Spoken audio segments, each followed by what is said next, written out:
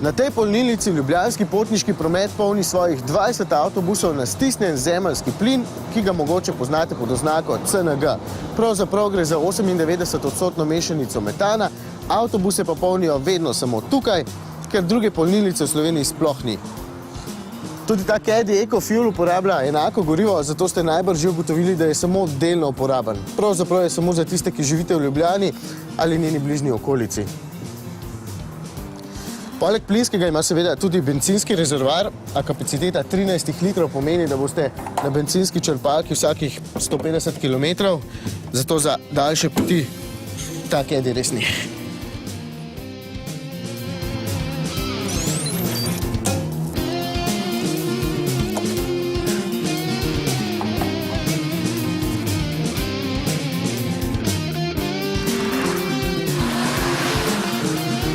Na plin boste naredili okrog 400 km, ker je v povprečju Caddy porabil 6,3 kg plina vsakih 100 km.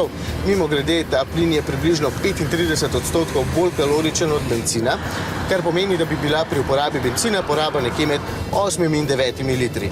Obenem je s ceno 1,1 evra za kilogram plin tudi cenejši od bencina in ravno tako od dizla, zato je tole vseeno ugodnejša alternativa dizelskemu Caddyju.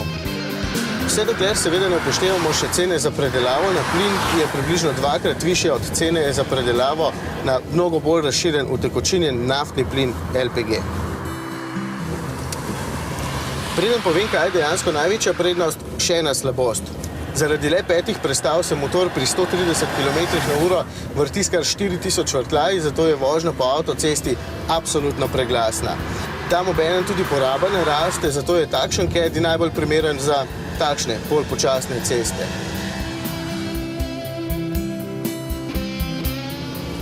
In največja prednost, CNG je najbolj čisto fosilno gorivo, zato z izpuha tega Caddyja pride kar 75% manj ogljikovega monoksida, 20% manj ogljikovega dioksida in kar 80% manj dušikovih oksidov.